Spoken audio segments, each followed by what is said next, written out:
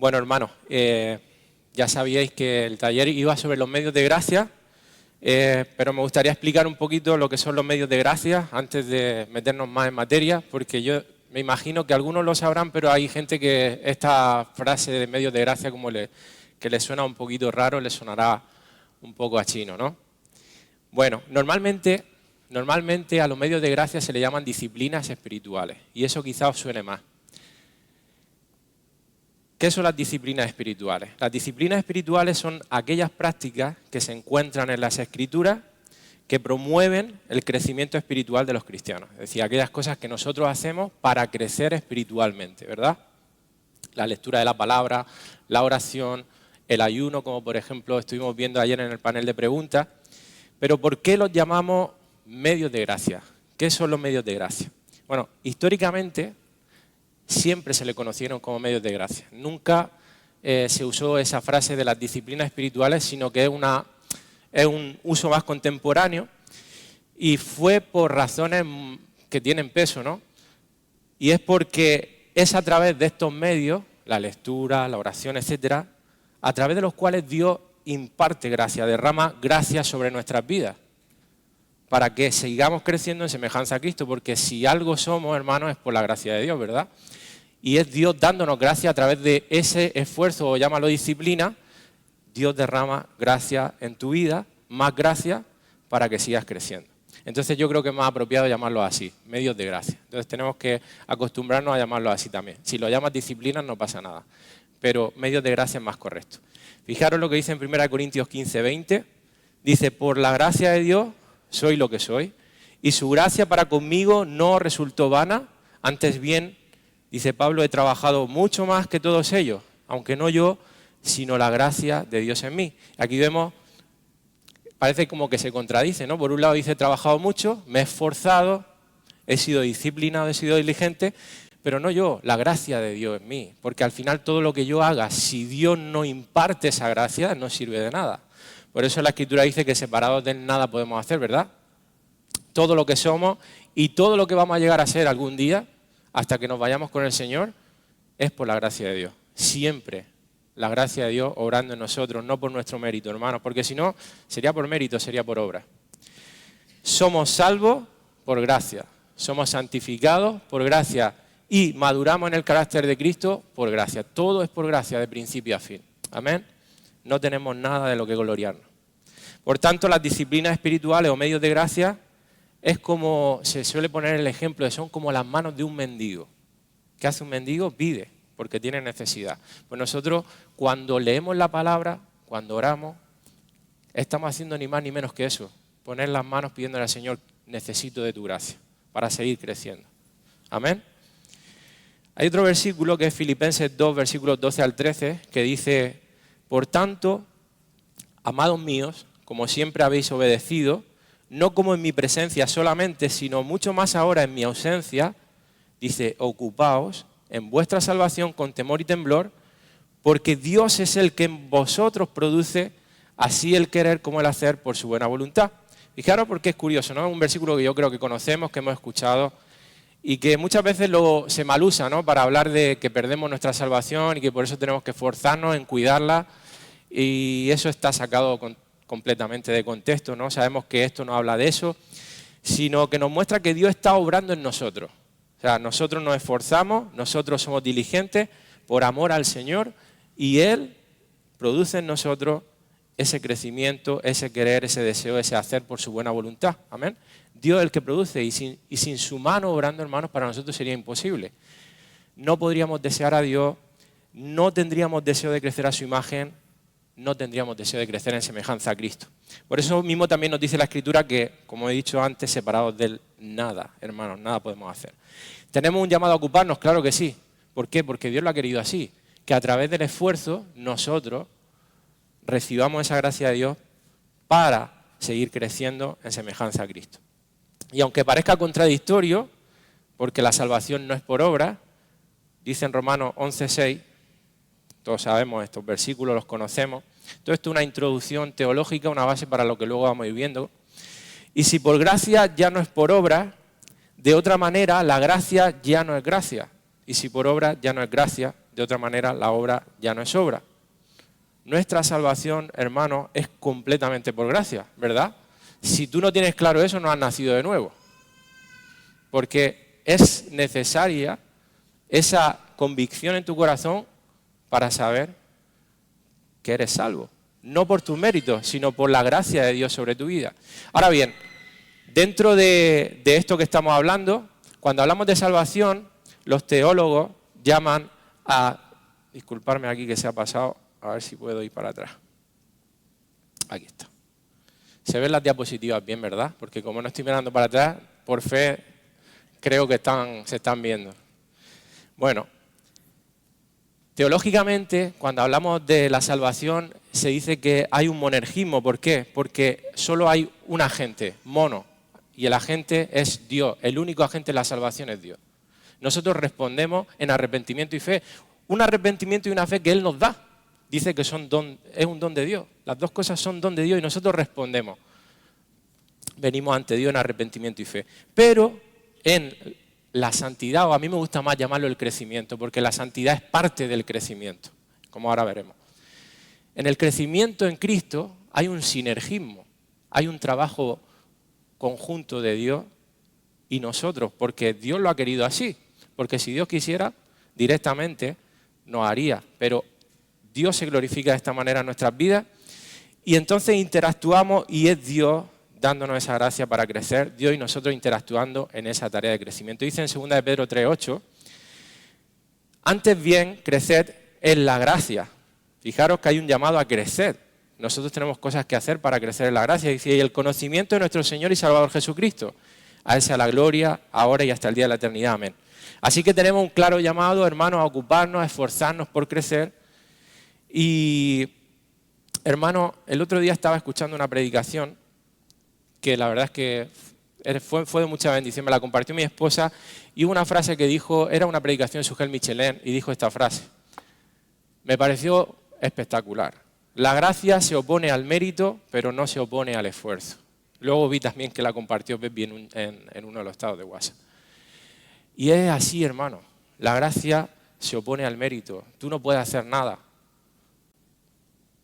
No puedes hacer nada. Es gracia, es un regalo de Dios. Pero al mismo tiempo Dios ha determinado y ha querido que sea así, que en tu esfuerzo la gracia se derrame sobre nuestras vidas. Amén. El esfuerzo no es contrario a la gracia. En nuestra salvación no hay esfuerzo ninguno, respondemos, pero en la santificación, en el crecimiento, en la madurez, sí. En ese viaje, hermano, en el que crecemos a su semejanza, el esfuerzo es parte de la voluntad de Dios para que la gracia siga haciendo su obra en nuestras vidas. Y si tú y yo no nos esforzamos, vamos a recibir poca gracia. Aunque parezca algo que dices no tiene sentido, sí tiene mucho sentido porque Dios lo ha determinado así. Has recibido toda la gracia en la salvación, Dios sigue derramando gracia, pero tú tienes que ir a buscar esa gracia de Dios como un mendigo a través de los medios de gracia que Dios ha dispuesto. Resumiendo este primer punto, hablando de qué son los medios de gracia, los medios de gracia son los medios ordinarios a través de los cuales Dios ha decretado de que los cristianos nos esforcemos diligentemente para crecer en conformidad con Cristo y que podamos disfrutar de toda la gracia y vida en abundancia que Dios provee para nosotros, deleitándonos en su persona y todo ello para la gloria de su nombre. Amén. Bueno, ¿cuál es el propósito con este taller? Ya que hemos visto lo que son los medios de gracia. Como he dicho, este tema abarca muchísimo. Imaginaros si solamente con el tema de la lectura de la palabra, con todo lo que eso implica, más que la lectura, el alimentarse de la palabra de Dios, podríamos tirarnos varias predicaciones, varias enseñanzas. Con la oración también, la intercesión, etc. ¿Qué vamos a ver entonces en hora y media o 2 horas? Bueno, mi propósito es que veamos la importancia que tienen estos medios de gracia para crecer en piedad. Esa palabra es súper importante y vamos a desarrollarla ahora, la piedad. Vamos a explicar lo que es la piedad. Y vamos a dar una introducción a estos medios de gracia, los medios de gracia esenciales que hay en la Escritura y consejos prácticos. Quiero que sea práctico, hermanos, para nuestras vidas, para que podamos crecer en el uso de estos medios. Quiero que sea algo muy práctico. ¿Con qué fin? Pues que el cristiano neófito, hay entre nosotros hermanos que acaban de empezar a dar sus primeros pasos, puedan empezar a desenvolverse en los medios de gracia, que el cristiano que ha descuidado los medios de gracia se ponga las pilas, que el cristiano que es maduro y lleva tiempo caminando en el Señor pueda ser más eficaz quizás en el uso de estos medios de gracia. Amén, es para todo al final. Y por supuesto siempre para la gloria de Dios. Amén, hermano. Entonces, puedes seguir si quieres las diapositivas, pero vamos a leer en 1 Timoteo si quieres usar tu Biblia. Yo voy a usar diferentes versiones, así que pues podéis leer directamente en la pantalla. En 1 Timoteo 4, 7 al 8 dice Pablo hablando a su discípulo Timoteo: desecha las fábulas profanas y de viejas, ejercítate para la piedad. Porque el ejercicio corporal para poco es provechoso, pero la piedad para todo aprovecha, pues tiene promesa de esta vida presente y de la venidera. Aquí Pablo, inspirado por el Espíritu, hace una comparación entre el ejercicio físico y el ejercicio interno del espíritu, del corazón. Y pareciera que está diciendo que no es provechoso el ejercicio físico. Por supuesto que sí, es provechoso. Pero en comparación con el ejercicio de nuestra alma, no hay ni punto de comparación. Tenemos que cuidar nuestras vidas y el que no lo haga mal hace, pero hermanos, centrémonos, y lo digo porque vivimos en una sociedad y un mundo en donde parece que lo más importante es el cuerpo. Es importante, sí, pero mucho más importante el corazón, muchísimo más importante. Hermanos, vivimos en un mundo al revés, incluso diría entre los cristianos, porque muchas veces estamos incluso entre nosotros, entre los hermanos, más pendientes de, uy, mira cómo va vestido este, o mira que ha engordado, mira que tiene 2 kilos más o 2 kilos menos, que cómo está su corazón, si hay necesidad en su vida de que ore por él o de que quede con él a tomar un café. Estamos más pendientes de lo físico que de lo espiritual, tristemente, y tenemos que cambiar el chip.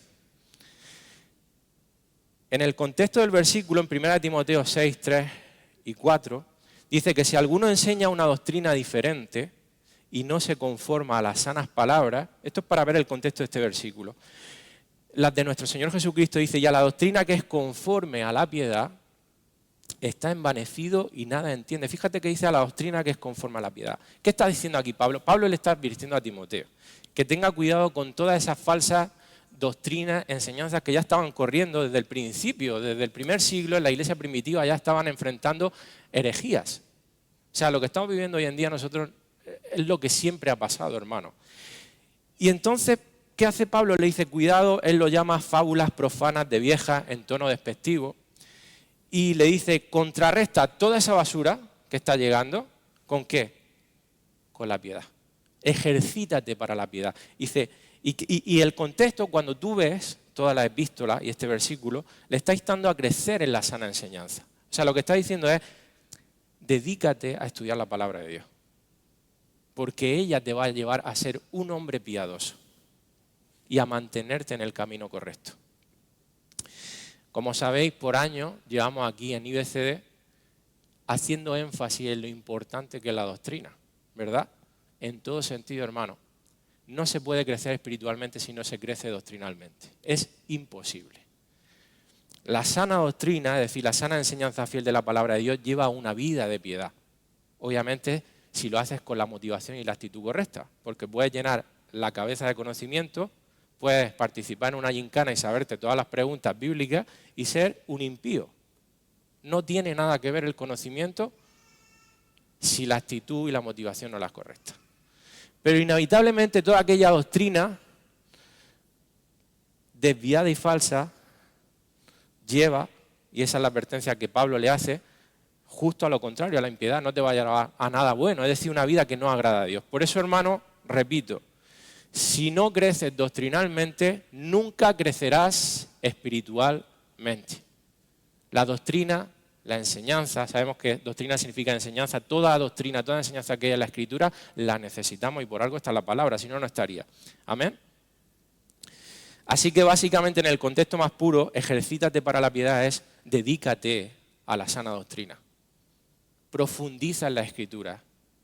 Aliméntate de esa doctrina que Dios te ha dado para crecer en piedad. Esto va a dar fruto y ese fruto va a ser la piedad en tu vida. Pero obviamente sabemos que la Escritura, además de alimentarnos de su palabra, hay otras disciplinas en las que ejercitarnos para cultivar la piedad en nosotros, y por eso es que pudiéramos incluirla en este llamado que Pablo le hace a Timoteo. Hay dos palabras clave aquí que son ejercitarse y piedad.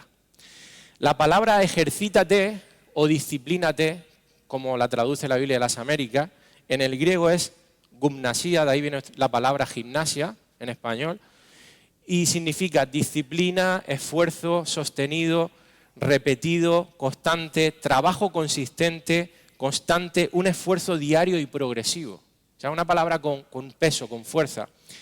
Por otro lado, la palabra piedad viene del griego eusebeia, de ahí viene la palabra o el nombre Eusebio, que significa piadoso, y esta palabra significa respeto o reverencia. La palabra piedad transmite la idea de una actitud personal hacia Dios que resulta en acciones agradables a Dios. Es lo que llamamos devoción a Dios. Un hombre piadoso es un hombre devoto de Dios. De hecho, cuando el apóstol Pablo quiere condensar la vida cristiana, la esencia de la vida cristiana, en una palabra, utiliza la palabra piedad. Y la usa, curiosamente, la encontramos en el Nuevo Testamento 15 veces. De esas 15 veces, 13 aparecen en la última epístola, en las últimas palabras de Pablo, incluso del apóstol Pedro. Ahí es cuando aparece esa palabra. Quizá ahí fue cuando ellos tuvieron conocimiento de esta palabra para poder darle sentido a lo que querían transmitir de la esencia de la vida cristiana. Ocúpate en la piedad. Esa palabra condensa todo lo que nosotros tenemos que llegar a ser, hombres y mujeres piadosos. En sus últimos años de vida, enfatizan en esas palabras. Pedro, por ejemplo, en 2 de Pedro 3, 10 al 11, dice, pero el día del Señor vendrá. Sabéis que 2 de Pedro está escrita justo antes de que el apóstol Pedro muera, o como me gusta decir a mí, cambie de domicilio. Pero el día del Señor vendrá como ladrón en la noche, en el cual los cielos pasarán con gran estruendo, y los elementos ardiendo serán deshechos, y la tierra y las obras que en ella hay serán quemadas. Puesto que todas estas cosas han de ser deshechas, ¿cómo no debéis vosotros andar en santa y piadosa manera de vivir? Fíjate, aquí hay un detalle curioso en este versículo. Separa la santidad de la piedad. Y aunque está haciendo como un énfasis, porque como estuvimos explicando hace no mucho, a veces se utilizan dos palabras para enfatizar o darle más peso a algo, aquí hay una diferencia entre santidad y piedad. Son cosas diferentes. ¿Y por qué digo esto? Porque muchas veces cuando hablamos de piedad lo simplificamos o lo definimos simplemente como santidad, y no es así. La piedad es mucho más que la santidad. Si bien la piedad implica santidad, la piedad va mucho más allá, es algo más profundo. La definición más correcta de santidad, aquí lo vamos a ver en esta diapositiva, es separarnos. Ser santo es ser separado, es decir, apartado del pecado, apartado del mundo, ¿verdad? Apartado para Dios. Nos apartamos del viejo hombre, nos despojamos de ese viejo hombre, es decir, nos santificamos. La piedad, en cambio, es un paso más. No solamente nos despojamos del viejo hombre, sino que nos vestimos del nuevo. Por eso abarca toda la esencia de la vida cristiana, porque no solamente tenemos que rechazar el pecado, sino tenemos que vestirnos de todas las virtudes del Espíritu. Y a veces ahí los cristianos es donde precisamente nos falta un empujón, por decirlo de alguna manera. Sí rechazamos el pecado, pero ¿y dónde está la amabilidad, la longanimidad, la paciencia, el gozo? ¿Dónde está eso? ¿Dónde queda? ¿Dónde queda? Eso es piedad. Nos falta vestirnos del nuevo hombre. Es decir, crecemos en las virtudes, los frutos del Espíritu, crecemos en el carácter cristiano, tenemos un corazón cada vez más como el de Dios. Pero, aún con esta definición nos quedamos cortos. Cuando uno profundiza en la palabra piedad, el asunto todavía es más profundo. Hemos dicho que era devoción a Dios, ¿verdad? Vamos a ver qué significa eso. La devoción, hermano, no es una actividad, es una actitud hacia Dios. Y está compuesta por tres elementos esenciales. El triángulo este que veis en la pantalla lo ejemplifica perfectamente. En la base del triángulo estaréis viendo que está el temor de Dios, el amor de Dios, y en el pináculo del triángulo está el deseo de Dios. Si no hay temor de Dios y si no hay amor de Dios, yo no voy a desear a Dios. Pero a mayor temor y a mayor amor a Dios, voy a ser una persona que anhele estar en la presencia de Dios. Que para mí sea, como decía el salmista, anhelo estar en tus atrios, en tu casa, habitar en tu presencia. Si yo no crezco en el temor de Dios y no crezco en el amor de Dios, es imposible que de mí surja la devoción a Dios. Es un resultado de esos fundamentos. Y eso es la piedad.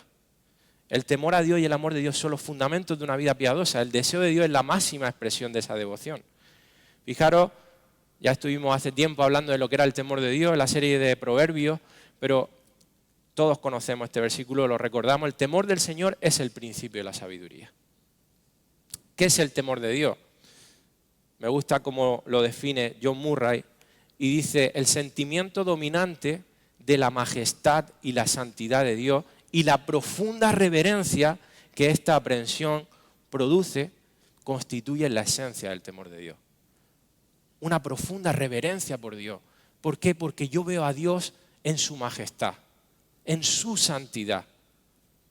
Yo crezco en mi conocimiento de Dios y veo ese gran Dios y no tengo otra cosa que hacer que caer de rodillas en reverencia. No me lo puedo tomar a broma a ese Dios. Sinclair Ferguson lo define como es esa indefinible mezcla de reverencia, de temor y al mismo tiempo de placer, de gozo y de asombro que llena nuestros corazones cuando nos damos cuenta de quién es Dios y lo que ha hecho por nosotros. Ese es el primer fundamento, hermanos, de la vida piadosa. Sin el temor de Dios es imposible ser devoto a Él. Tenemos que procurar, hermanos, tener un corazón lleno del temor de Dios. Tenemos que crecer porque vivimos en una época, hermanos, a mí a veces se me parte el corazón. Porque veo una iglesia tan irreverente, hermano, y cuando hablo, no hablo de esta iglesia, hablo en general. Nos tomamos a Dios y a las cosas de Dios con una ligereza, con tanta lasitud, hermano. O sea, de una manera, a Dios hay que tratarlo como quién es Dios. Y basta leer el Pentateuco, basta leer el Antiguo Testamento para coger un concepto de Dios correcto. Lee el Antiguo Testamento y va a crecer en el conocimiento de Dios. Dice Jerry Bridges, en el corazón de la persona piadosa existe una tensión saludable entre admirar con reverencia a Dios en su gloria y confiar como un niño en Dios, el Padre Celestial. Hermanos, solamente el cristiano temeroso de Dios aprecia verdaderamente el amor de Dios. Tú no puedes entender el amor de Dios si tú no comprendes quién es Dios primero y qué supone para Dios el pecado. Porque si tú no ves lo que es el pecado, tú no te puedes ver lo vil pecador que tú eres delante de ese Dios trascendente. Solo el cristiano temeroso de Dios aprecia verdaderamente el amor de Dios, porque entonces ve lo mucho que le ha perdonado, porque merecemos ser fulminados. Decía R.C. Sproul, me pasaba un vídeo Marisa y me pareció muy bueno, en el que decía R.C. Sproul, si él obviamente tenía clara su salvación, pero él decía, si por lo que fuera llegara y me presentara delante de la presencia de Dios y Dios me dijera al infierno, iría, de acuerdo, es justo porque Dios es justo y me lo merezco. Hasta ahí tenemos que llegar. La medida en que apreciamos el amor de Dios está condicionada por la profundidad con que tememos a Dios. El cristiano temeroso de Dios ve el abismo infinito entre un Dios santo y una criatura pecadora. Y el amor que hizo posible cerrar esa brecha enorme a través de la muerte del Señor Jesucristo. Y el amor de Dios, hermano, fijaros aquí Efesios 3, 16 al 19, este texto me encanta. Dice, para que os dé, conforme a las riquezas de su gloria, el ser fortalecidos con poder en el hombre interior por su espíritu, para que habite Cristo por la fe en vuestros corazones, a fin de que arraigados y cimentados en amor, seáis plenamente capaces de comprender con todos los santos cuál sea la anchura, la longitud, la profundidad y la altura. Intenta entender aquí la magnitud de cómo Pablo quiere expresar que el amor de Dios es indescriptible. Y tú y yo conocemos muy poco ese amor. O sea, nos falta crecer mucho en el conocimiento de ese amor. Porque es tan alto, ancho, profundo, tiene una longitud que para nosotros es inconcebible. Dice, y de conocer el amor de Cristo que excede a todo conocimiento, para que seáis llenos ¿de qué? De toda la plenitud de Dios. Es el temor a Dios, es el amor a Dios, la base de todo. Y hermanos, del mismo modo en que apreciamos el amor, del mismo modo, que la medida en que apreciamos el amor de Dios está condicionado por la profundidad con la que tememos a Dios, como decía hace un momento, pasa al revés, viceversa. Si tú creces en el amor a Dios, crecerás en el temor a Dios. Van de la mano. Y esta conciencia del amor de Dios debe crecer continuamente. Tú y yo todavía tenemos muy poco conocimiento de lo mucho que Dios nos ama. Tú a lo mejor te crees, ¿qué voy a aprender más del amor de Dios? Te puedo garantizar de que te queda mucho que aprender. A mí me queda muchísimo. Segunda de Corintios 5:14 dice, porque el amor de Cristo nos constriñe.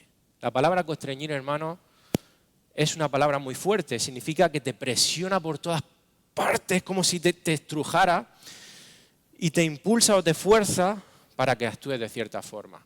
Cuando tú sientes ese amor de Dios que te constriñe, entonces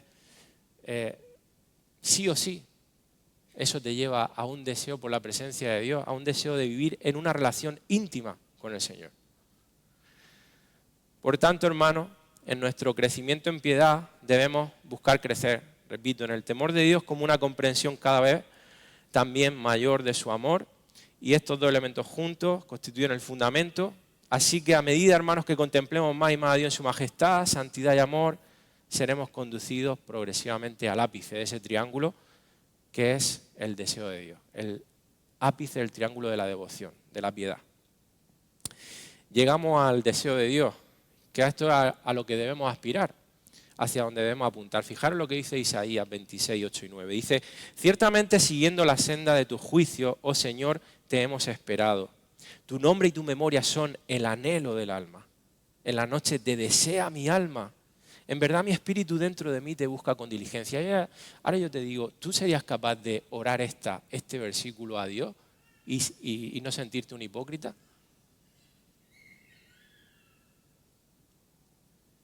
Porque yo a veces me siento un hipócrita si digo esto en oración. Y ahí entonces me di cuenta, necesito crecer en el temor del Señor y en el amor de Dios. Salmo 27:4. Una cosa he demandado a Jehová, esta buscaré, que esté yo en la casa de Jehová todos los días de mi vida, para contemplar la hermosura de Jehová, para inquirir en su templo. Ese debe ser el deseo de nuestro corazón. Eso es lo que caracteriza a un hombre y a una mujer piadosa. Y esa es la esencia del cristianismo. Ser un hombre y una mujer piadosa. ¿Cuántos conocéis a Enoc? ¿A cuántos suena la vida de Enoc? Os suena, ¿verdad? Por lo menos el nombre os sonará. En Génesis 5 se da la genealogía de los descendientes de Adán. Y entre todos los nombres que se mencionan, que se presentan, aparece Enoc, ¿vale? Y llama la atención porque es del único sobre el cual da un par de detalles que no da el resto. El resto está hablando, dice los nombres, y llega Enoc, y entonces por 2 veces remarca que Enoc anduvo con Dios. Los demás no. Pareciera que no está diciendo eso, que los demás no, pero Enoc sí.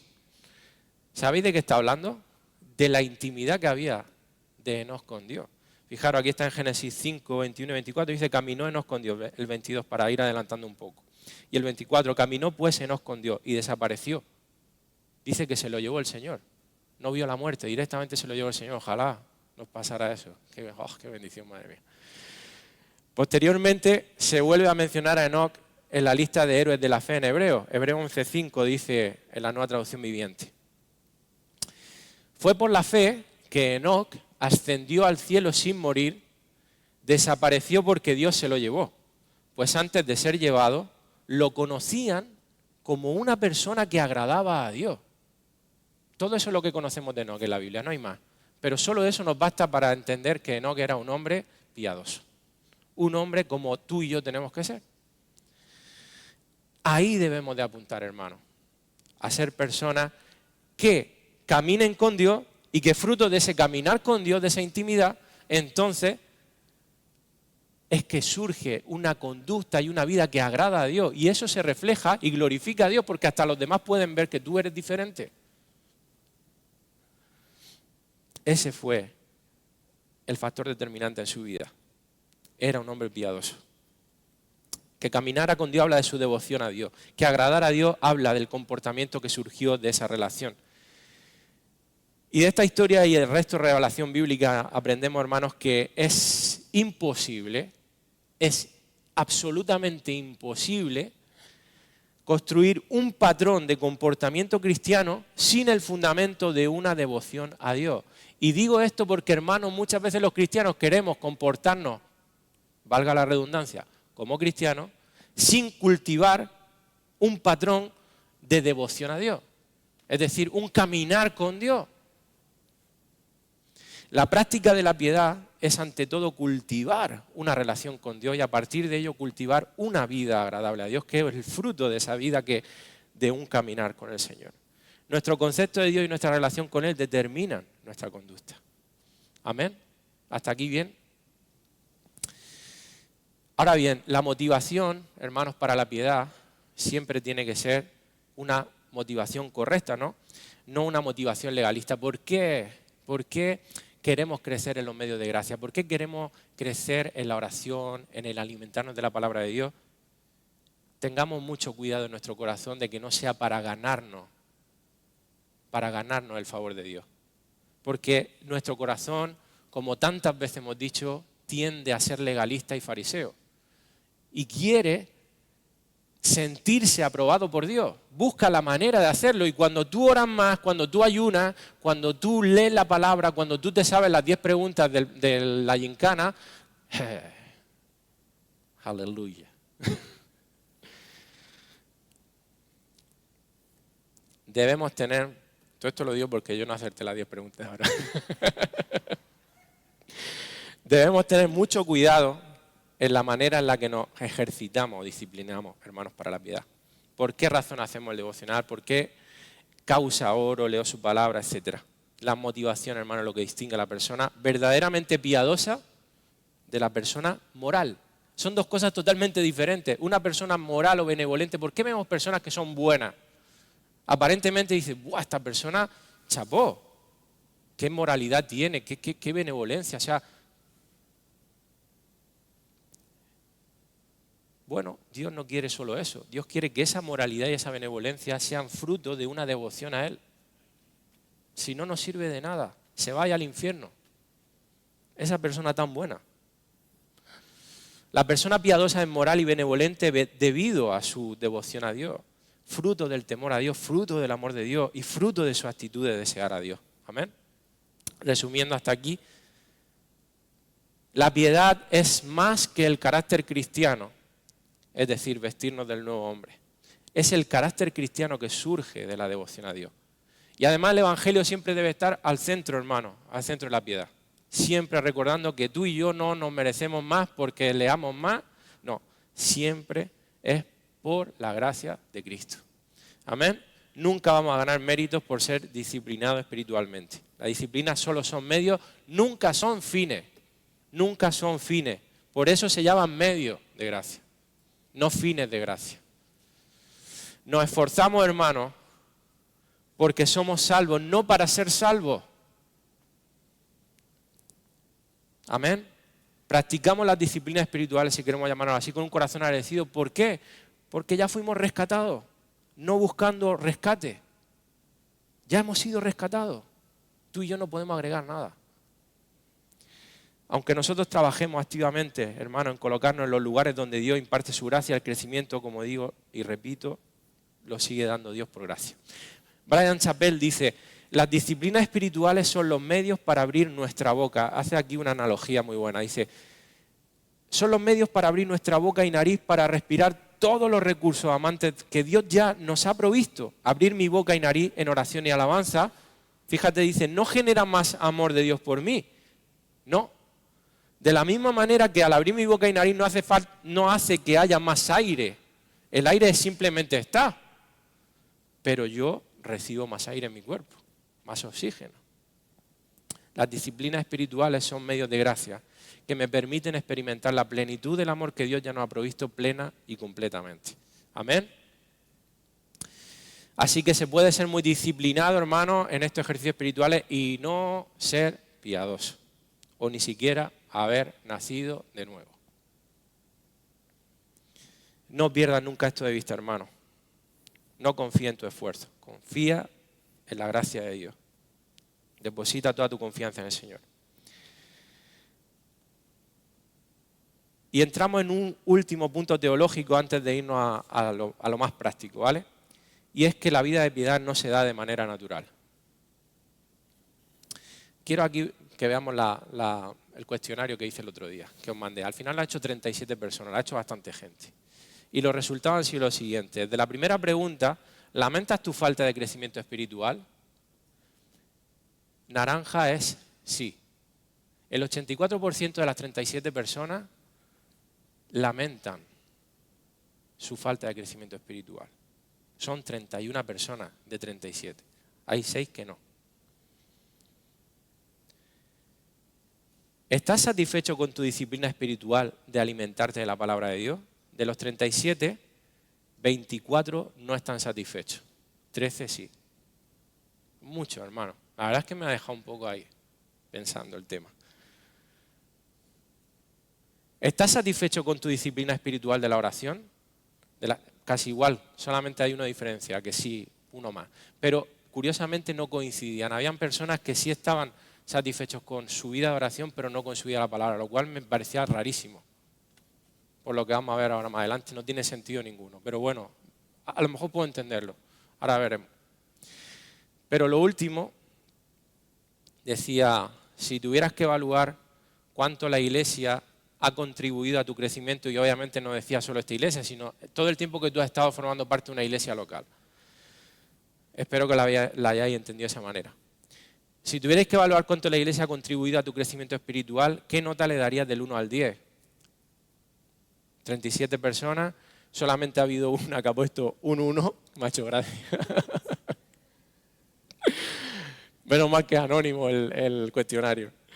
Los demás, la verdad es que ha habido 17 personas que un 10, 5 un 9, 5 un 8, 5 un 7, 6, o sea, 3 personas un 6 y una persona un 5, o sea, bastante bien, ¿no? Pero esto me ha chocado, sinceramente. Me ha chocado porque digo, a ver, no me cuadra algo aquí. Esto tiene una doble lectura. Porque si la iglesia ha sido tan importante en mi crecimiento espiritual y yo lamento mi estado espiritual, algo no me cuadra aquí. Porque entonces, ¿qué pasa? ¿Que dependo de venir los domingos a la iglesia y escuchar una palabra? No me cuadra. No sé la razón, pero bueno, espero que hoy el Señor nos hable a nuestros corazones. No nos convirtamos en esa frase que muchas veces hemos dicho en cristianos domingueros, hermano. Que dependemos del culto del domingo, porque así no se puede vivir la vida cristiana. A los cristianos, hermanos, nos ocurre como a los surfistas. Estamos esperando la ola perfecta. ¿Para qué? Para empezar a surfear, ¿verdad? Y a veces esperamos un avivamiento extraordinario en nuestra vida, llámese un evento, llámese un congreso, llámese un culto de gloria, como le llamo. No sé lo que es un culto de gloria, pero bueno, todos los cultos son de gloria.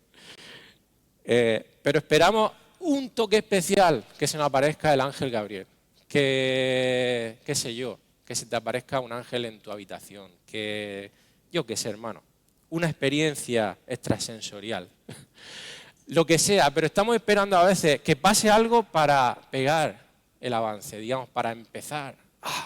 Ahora sí. Esa no es la forma en la que Dios trabaja en nuestras vidas. Puede hacerlo, por supuesto, porque es soberano y puede hacer de cualquier manera. Pero, hermano, Él usa principalmente 3 medios o 3 catalizadores para producir cambios en nuestras vidas. Y entre esos 3 medios, la manera más normal en que aviva nuestros corazones, aviva su iglesia es a través de los medios de gracia. Y estos 3 medios catalizadores son, primero, las personas.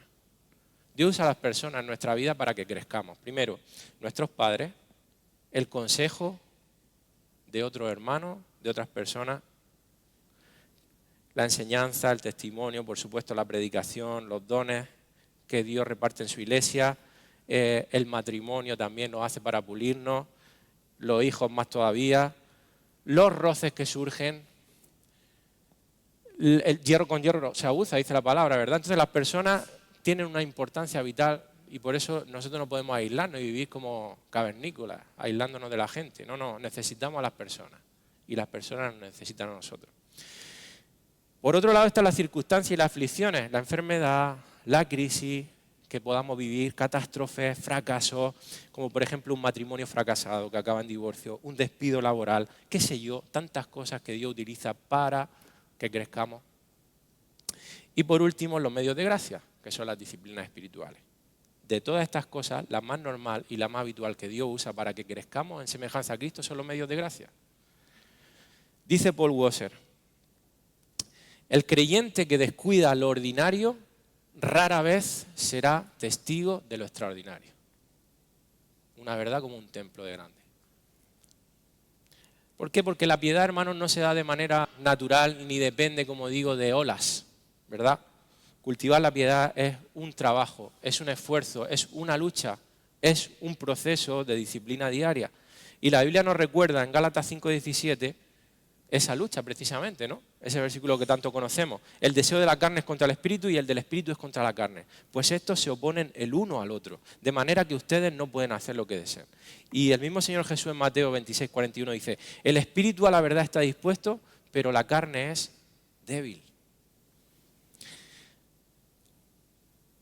Hay una entidad que se llama Lifeway Research que hace encuestas a cristianos y aquí he entrevistado a 1.500 cristianos sobre el tema de alimentarse en la palabra de Dios.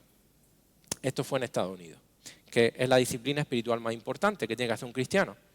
Y estos fueron los resultados. Creo que alguna vez lo he dicho, pero bueno, lo recuerdo. Solo el 32% de los protestantes que asistieron a la iglesia durante el periodo de la encuesta dijeron que leían la Biblia a diario. El 27%, es decir, alrededor de una cuarta parte, dijo que la leían varias veces por semana. El 12% de los encuestados dijo que la leía una vez cada semana. El 11% afirmó que meditaba en las Escrituras varias veces cada mes. El 5% dijo que la leía una vez cada mes. Y el 12% admitió que rara vez o nunca leían la Biblia. Hay estudios, hermanos, que revelan que el promedio de tiempo que un cristiano ora al día es de 4 minutos. 4 minutos. No sé qué hora en 4 minutos. En un estudio que hizo el doctor Howard Hendry a 246 líderes cristianos que cayeron públicamente en pecado sexual y económico en Estados Unidos, ellos confesaron lo siguiente, que ninguno tenía un grupo de rendición de cuentas y que habían dejado de tener su tiempo devocional con Dios. Claro, ¿qué espera entonces?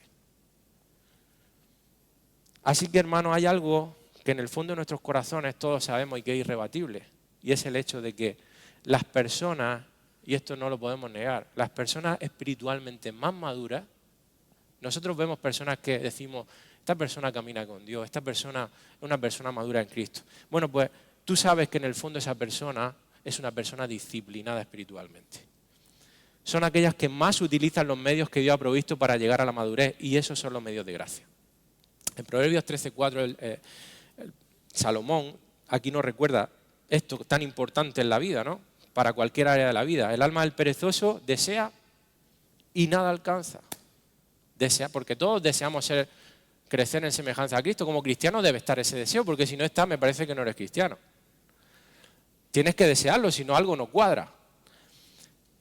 Pero muchas veces deseamos y no alcanzamos porque se queda en simple deseo, pero no hacemos nada.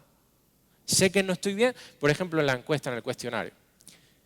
Sé que no estoy bien, lo reconozco, pero a lo mejor hubiera puesto otra pregunta, ¿has hecho algo al respecto? ¿Has hecho algo al respecto? ¿Qué has hecho? ¿Te has quedado ahí solo, deseándolo? Así no, así no se puede. Así no se puede crecer en la vida cristiana. Hay una analogía que utiliza Nicolás Tranchini acerca de esto, y es el bronceado. Si tú quieres broncearte, ¿quién es la persona que más se broncea? La que más tiempo se expone al sol, ¿verdad? Bueno, ¿quién es la persona que más crece en Cristo? La que más tiempo se expone a la persona de Cristo. Ni más ni menos. ¿Verdad? Bueno, tiene matices, ¿no? Lo de broncearse, porque hay algunos que con que le dé un viento en 5 minutos ya están negros. Pero se entiende. Por eso, hermanos, es de vital importancia que seamos disciplinados en cultivar la piedad a través de los medios de gracia. Dice en 1 Corintios 9, 24 al 27, ¿no sabéis que los que corren en el estadio? Este texto es tremendo en este asunto. Dice, ¿no sabéis que los que corren en el estadio, todos a la verdad corren, pero uno solo se lleva el premio? Corred de tal manera que los tengáis. Lo que está diciendo Pablo, corre bien. O sea, esfuérzate y hazlo de forma eficaz, de forma disciplinada. No vayas a la aventura, como ahora va a decir. O sea, tú quieres crecer, tú quieres ser fructífero en Cristo, que tu vida sea una vida fructífera que glorifique a Cristo, tienes que correr bien. Corre de tal manera que los tengas, no corras de cualquier manera. No sea una persona que desea pero nada alcanza. Necesitas orden, necesitas disciplina. Dice, todo aquel que lucha, de todo se abstiene. Si yo quiero ver resultados en mi vida, tengo que hacer cosas que den resultado.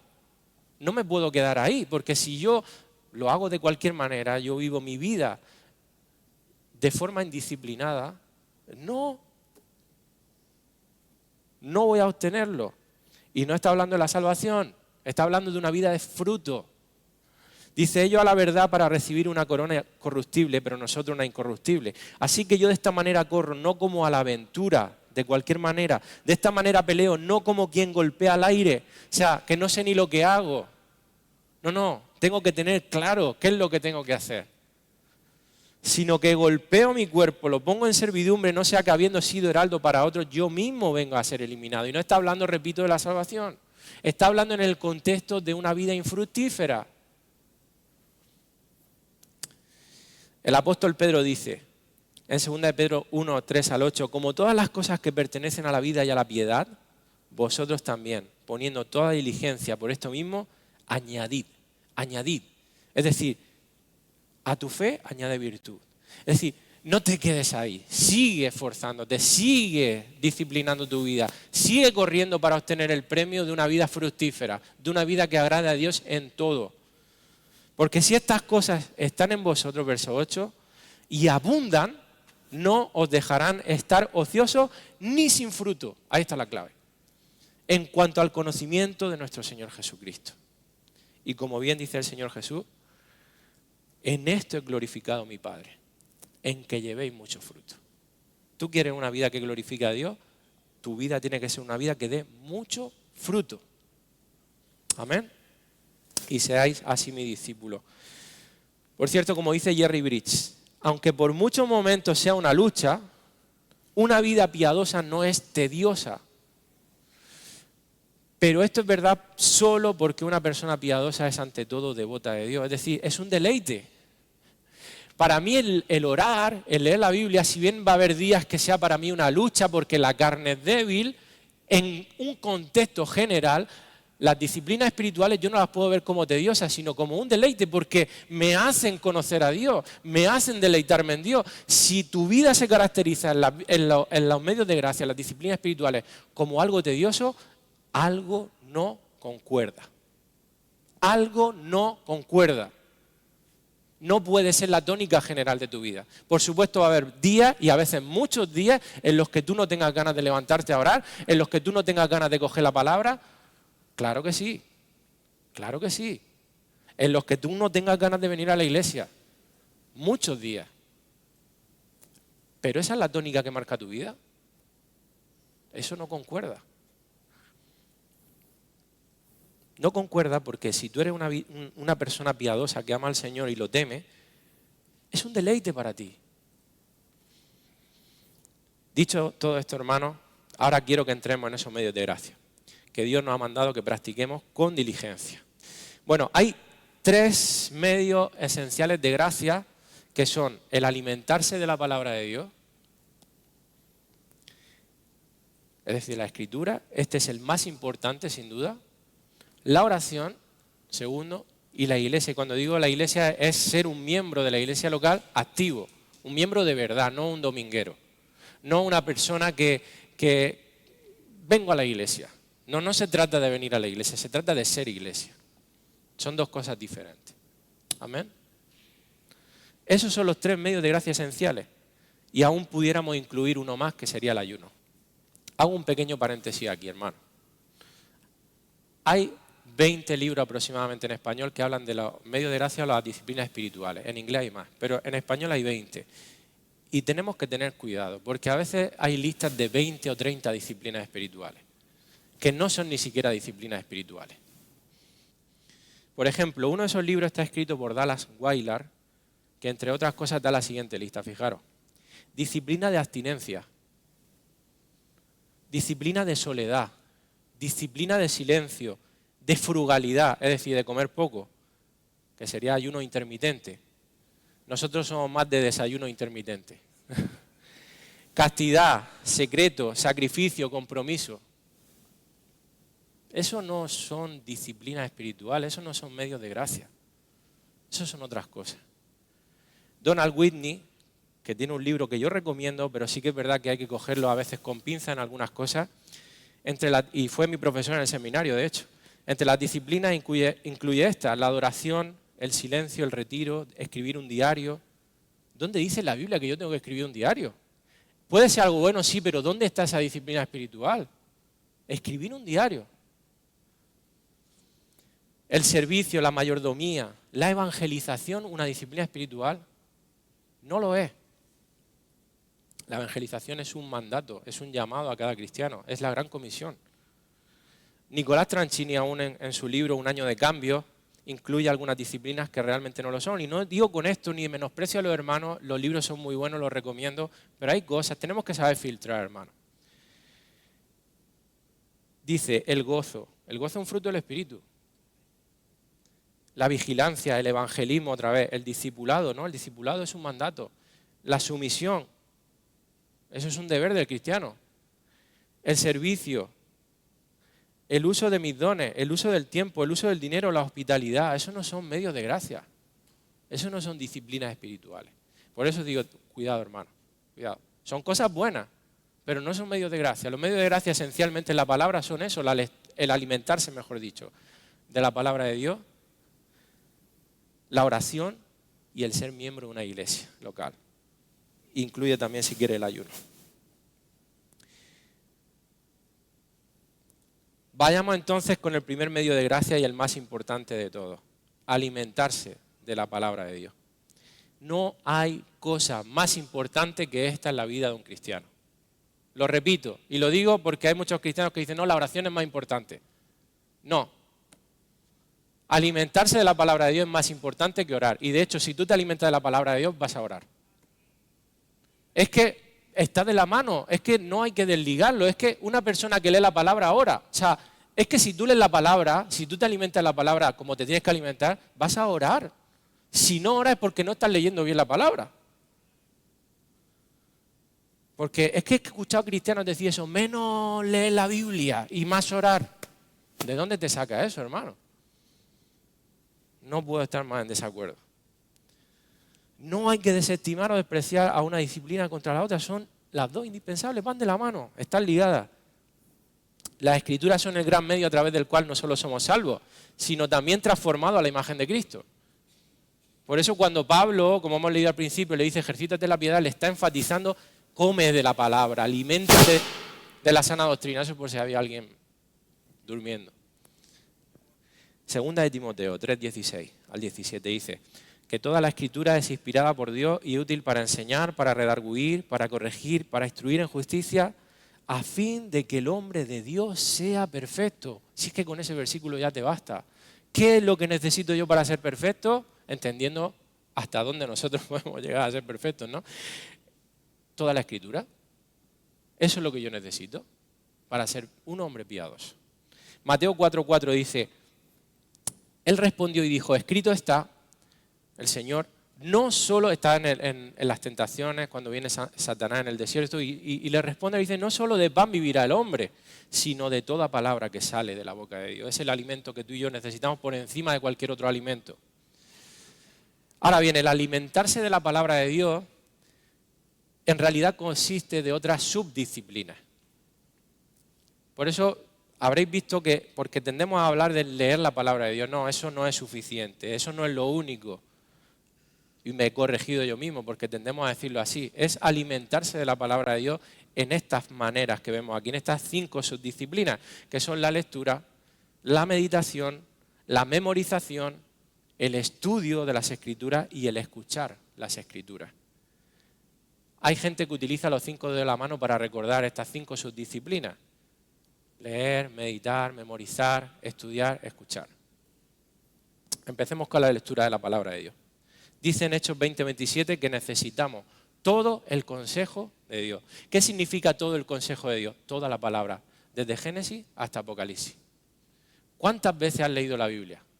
¿Cuántas veces te has sumergido en ella de principio a fin? ¿Cuántas veces has leído un libro una y otra vez? Necesitas y necesito todo el consejo de Dios. Toda su palabra, dice, toda la Escritura es inspirada y toda es útil para hacerme un hombre perfecto como Cristo. Así que esto, hermanos, no significa otra cosa, sino que tenemos que leer de forma periódica y constante las Escrituras de principio a fin. Para exponernos a todo el consejo de Dios. No tiene por qué ser en un año, pero de una manera cíclica, ponte en un periodo de 2-3 años, intenta leer la Biblia. Si lo puedes hacer en un año, estupendo, gloria a Dios. ¿Sabéis que a veces yo he dicho, y aquí me tengo que rectificar en cierto sentido?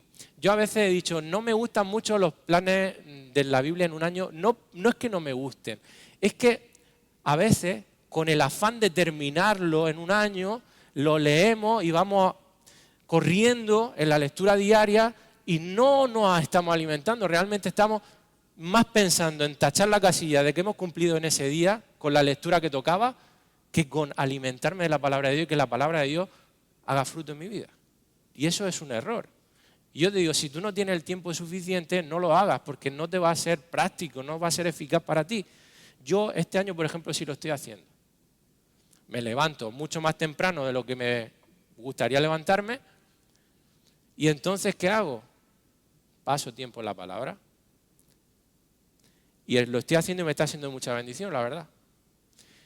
Lo estoy haciendo en la Nueva Biblia de las Américas y te recomiendo esto. Si lo haces, aunque sea cada 2-3 años o un año, sería muy beneficioso para tu vida que lo hagas con diferentes Biblias. Primero, si por ejemplo, imagínate que tú empiezas en 2026 o ahora a hacer un plan de la Biblia en un año, si hasta ahora has leído siempre la Reina Valera, coge otra Biblia, coge la Biblia de las Américas, que por cierto es más literal que la Reina Valera del 60. Te la recomiendo mucho más y estaréis viendo que en la iglesia, en las predicaciones, estamos empezando a usar la Biblia de las Américas porque es más literal que la Reina Valera. No es que la Reina Valera sea una mala Biblia, sea una mala traducción, pero la Biblia de las Américas es mejor. Cuando termine con la Biblia de las Américas, la próxima vez que empiece otro ciclo de la lectura, voy a hacerlo en la Nueva Traducción Viviente, que es una versión más dinámica, más contemporánea, que a lo mejor lo entiendo mejor, porque va a adquirir más riqueza y profundidad si lo haces de esa manera. Es un consejo que te doy. Y esta práctica, hermanos, nos va a hacer un bien inmenso si lo hacemos de la forma correcta y, por supuesto, con la motivación correcta.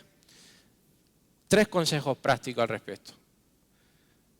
Como el primero ya lo he dicho, me he adelantado, lee la Biblia, cíclicamente en diferentes versiones y hazlo con una Biblia de estudio.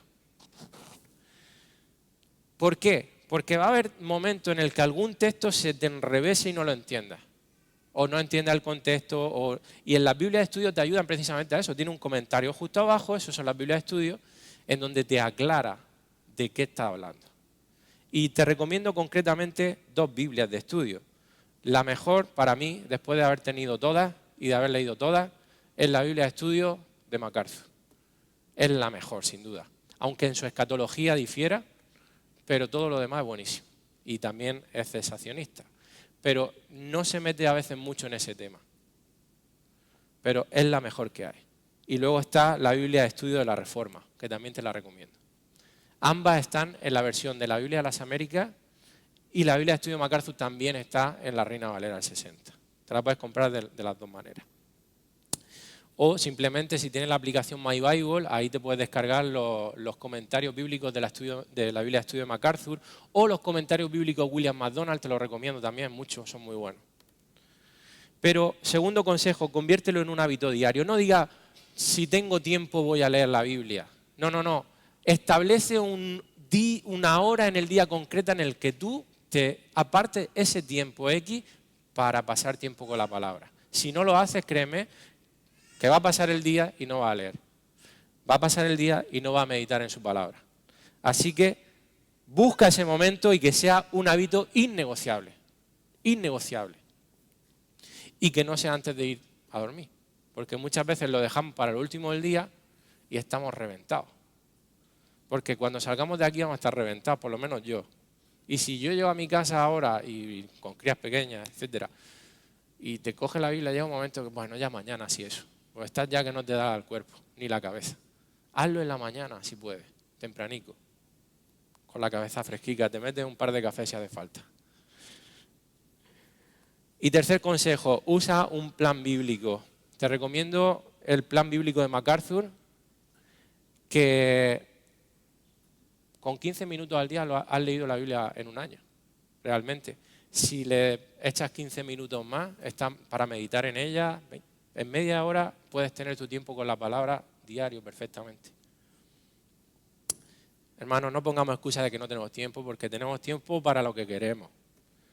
Yo entiendo, cuando digo esto me gusta, porque lo vivo en mi casa, las madres de niños pequeños, pues sí, a lo mejor tienen excusas para decir, tengo menos tiempo. Y a veces, pues, por causa de los trabajos que hay hoy en día, también algunos hombres. Pero, hermanos, al final, si queremos sacar tiempo, lo sacamos. Busquemos tiempo. Si no puedes hacer la Biblia en un año, no pasa nada, pero lea aunque sea un trozo de la Escritura, un capítulo. En los planes bíblicos en un año están hechos para leer más o menos 4 capítulos al día, de diferentes libros. A veces 3, a veces 4. Y las grabaciones de la Biblia en audio han demostrado que se puede leer toda la Biblia en 71 horas. ¿Quién no puede apartar en un año 71 horas para leerse la Biblia? La siguiente subdisciplina de alimentarse la palabra de Dios es la meditación. No solo debemos leer, hermanos, sino debemos meditar en la palabra de Dios. Y esto debería ir acompañado de forma inseparable de la lectura. Tienes que pararte en lo que has leído y meditar en ello. Porque si tú lees y no meditas, es como si no hubieras hecho nada. Nada. Te vas igual que has entrado. Igualico. Puede ser un versículo, puede ser una frase, puede ser una palabra, puede ser un pensamiento, en lo que sea, medita. A mí me gusta subrayar aquellas cosas que entiendo que son importantes. Muchas veces, os voy a decir cómo yo lo hago. Esto es una manera personal. Conforme yo estoy leyendo, de repente hay algo que he leído que toca mi corazón. Me pongo a orar, ahí nomás, y luego sigo leyendo. Pero, por ejemplo, hay algo que me revela algo de mi corazón y ahí, Señor, cierro los ojos. Muchas gracias por mostrarme que mi corazón aquí está mal. Te pido perdón. Lo que sea, puede ser que te traiga el Señor convicción de pecado, puede ser que te des cuenta de lo grande que es Dios en un área, en algo de sus atributos, o que en algo fuiste necio, que te faltó sabiduría, qué sé yo, tantas cosas, hermanos, que la palabra te muestra, porque recordemos, la palabra de Dios es Dios hablándonos. Dios te habla y tú respondes. Entonces, cuando tú meditas en la palabra, va a haber a lo largo de tu lectura, a mí me pasa eso. Y a veces no sé si estoy leyendo o orando, es que estoy haciendo las dos cosas a la vez.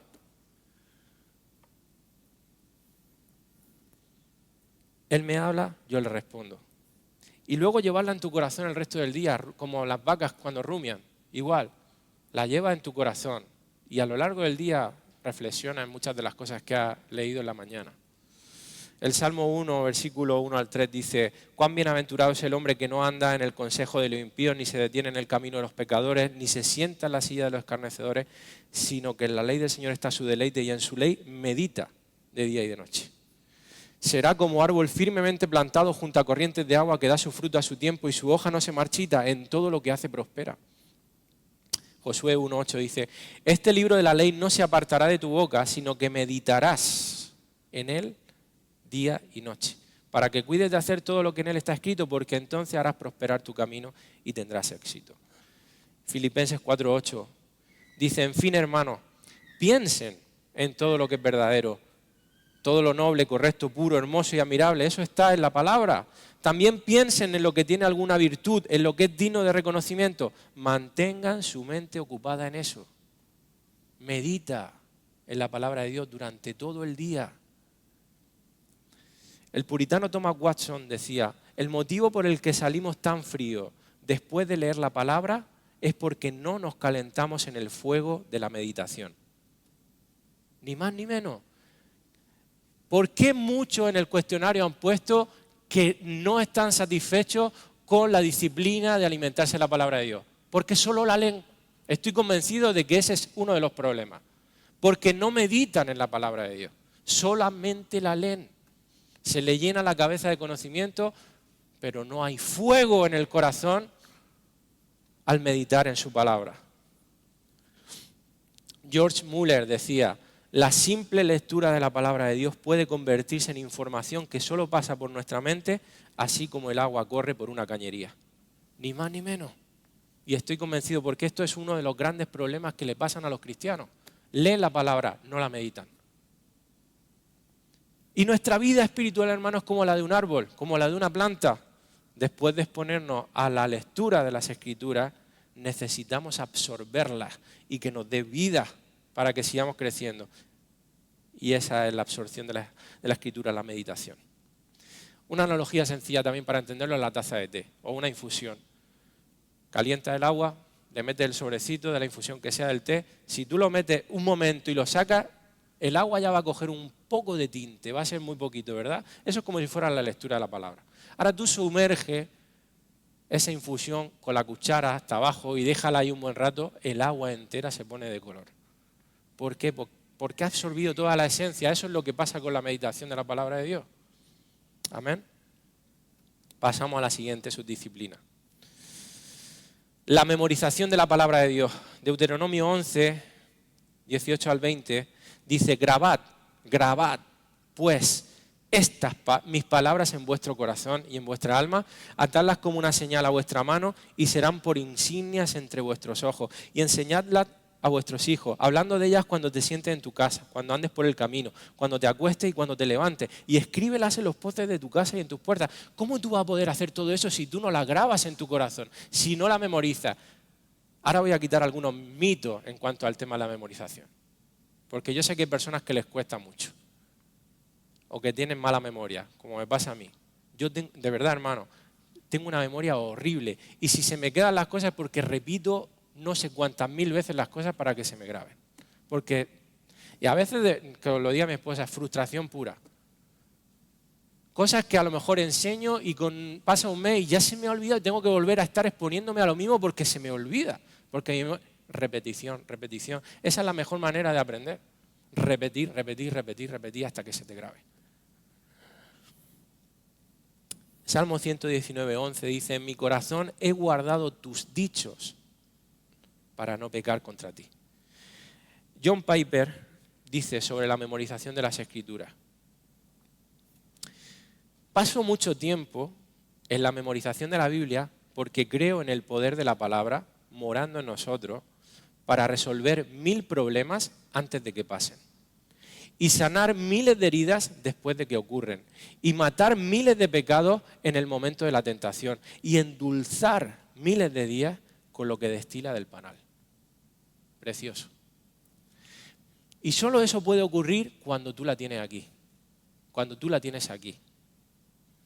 La memorización nos ayuda ante la tentación, ante el desánimo, ante las aflicciones, la usa el Espíritu Santo para traer convicción de pecado, nos sirve para tomar buenas decisiones, nos sirve para predicarnos a nosotros mismos, nos sirve para aconsejar a otros, nos sirve para meditar en ella y adorar a Dios y ser agradecido a Dios, y etcétera, etcétera, etcétera. Así que, hermano, es muy importante el hecho de la memorización. Recordar su historia, sus enseñanzas, sus principios.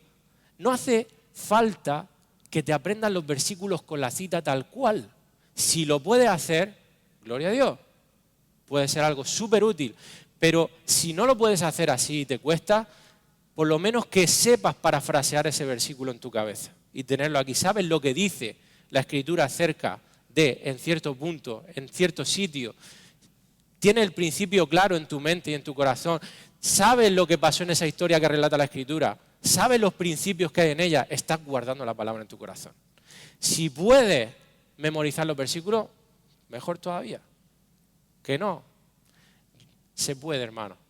A lo mejor no va a ser como Sugel Michelén, que te coge y te lee de memoria de repente 2 capítulos, 3, una epístola te la dice de memoria. Yo lo he visto en directo. Me acuerdo cuando ¿te acuerdas, Paco, en Barcelona? Y yo le digo, Paco, mira, que no está mirando la Biblia. Y se recitó 2 capítulos. Increíble, pero no todos tenemos esa capacidad. Pero no se trata de eso, hermano. Se trata de que con la capacidad que Dios te ha dado, tú guardes en tu corazón la palabra. Pero repítela una y otra vez. Esa es la mejor manera de memorizar y aprender. Proverbios 22, 17 al 19 dice: inclina tu oído y oye las palabras de los sabios y aplica tu corazón a mi conocimiento, porque te será agradable si las guardas dentro de ti. Fijaros lo que dice este detalle. Para que estén listas en tus labios. Si tú no la tienes, nunca van a estar listas en tus labios, porque no te las sabes. No las has grabado, no las has guardado.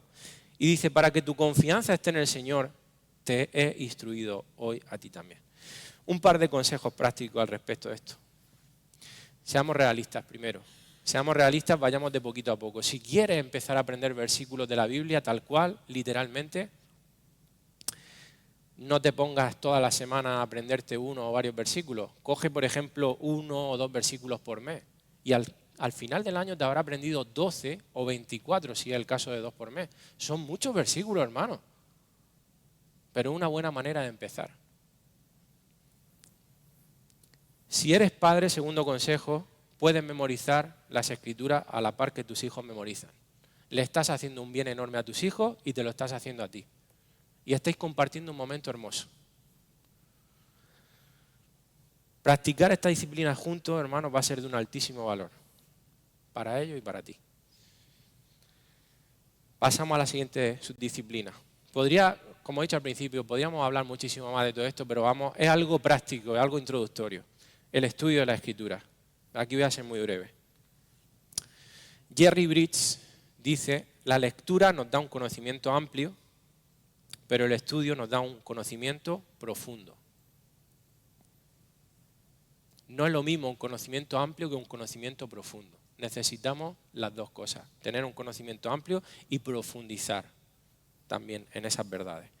Proverbios 2, 1 al 5 dice, hijo mío, si recibieres mis palabras y mis mandamientos guardares dentro de ti, haciendo estar atento tu oído a la sabiduría, si inclinares tu corazón a la prudencia, si clamares a la inteligencia y a la prudencia dieres tu voz, si como a la plata la buscares y la escudriñares como a tesoro, ahí está, hablando de profundizar en la Escritura, estudiarla, entonces entenderás el temor de Jehová.